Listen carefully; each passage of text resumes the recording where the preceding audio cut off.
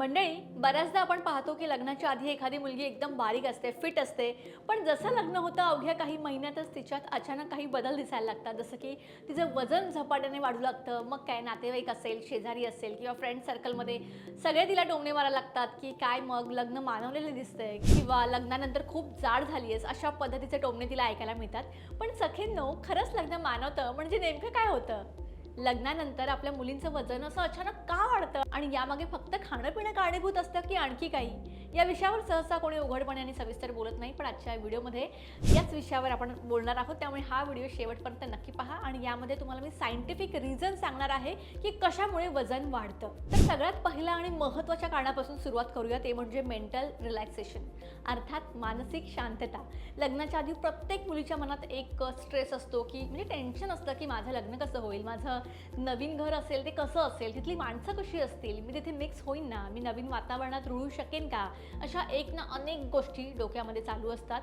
याला आपण लग्नाआधीचा स्ट्रेस म्हणजेच प्री वेडिंग स्ट्रेस म्हणू शकतो. पण जेव्हा लग्न होतं, मुलगी नवीन घरी जाते आणि हळूहळू तिथे रुळते, तेव्हा हा पूर्ण स्ट्रेस निघून जातो आणि तिला तिचं सुख दुःख शेअर करायला एक लाईफ पार्टनर मिळतो. तिचं मन मोकळं होतं आणि सखींनो, आपल्या शरीराचा सगळा खेळ हा इथून म्हणजेच आपल्या डोक्यातून चालत असतो. जेव्हा आपण स्वतःला सांगतो की आता सगळं व्यवस्थित आहे, मी सुरक्षित आहे, मी सेफ आहे, तेव्हा आपण मेंटली रिलॅक्स फील करतो.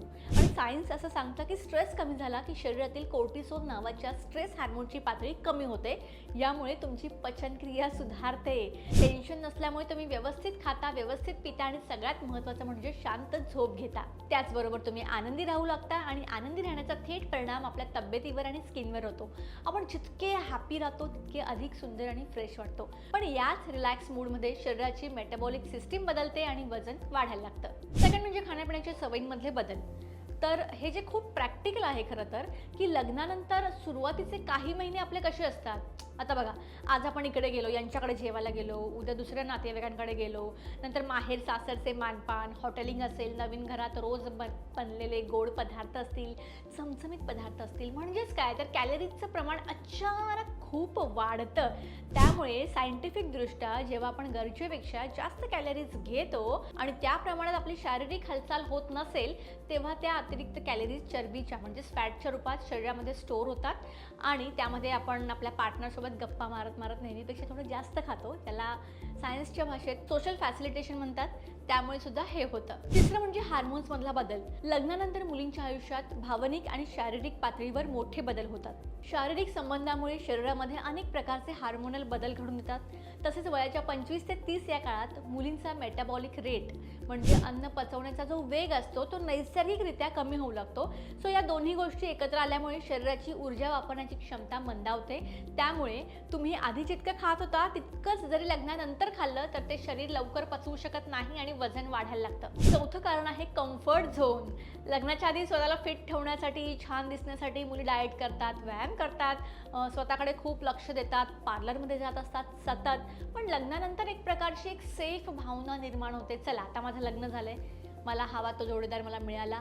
आता म्हणजे या कम्फर्ट झोनमध्ये मोस्टली मुली जातात आणि आपल्या फिटनेसकडे त्या दुर्लक्ष करायला लागतात. त्यातच नवीन घरच्या जबाबदाऱ्या असतील, कामाचे बदलते तास, यामुळे स्वतःसाठी व्यायाम करायला त्यांना वेळसुद्धा मिळत नाही आणि आधीची ॲक्टिव्ह लाईफस्टाईल बदलून ती थोडी रिलॅक्स होते, हालचाल कमी होते, आराम जास्त होतो. यामुळे वजन वाढणं तर साहजिकच आहे. सो सखीनो, या काही गोष्टी आहेत की लग्नामध्ये आपल्यानंतर हे काही चेंजेस होतात. त्यामुळे आपलं वजन वाढत जातं. रिलॅक्स होणं असेल, आनंदी राहणं असेल आणि यात काही वाईट नाही आहे. पण लग्न झालं तरी आपण स्वतःला फिट ठेवण्यासाठी थोडेफार एफर्ट्स घेणं हे खूप गरजेचं आहे आणि आनंदी राहण्यासोबतच आपल्या आरोग्याची काळजी घेणं सुद्धा तितकंच महत्त्वाचं आहे.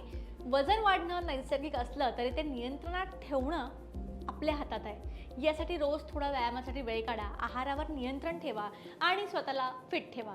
तर तुम्हाला काय वाटतं, यामधलं कोणतं रिझन परफेक्ट आहे किंवा तुम्हाला सुद्धा असा काही स्वतः एक्सपिरियन्स आलेला आहे तर मला कमेंटमध्ये नक्की शेअर करा. व्हिडिओ आवडला असेल तर लाईक करा, शेअर करा आणि चॅनलला सबस्क्राईब करायला विसरू नका.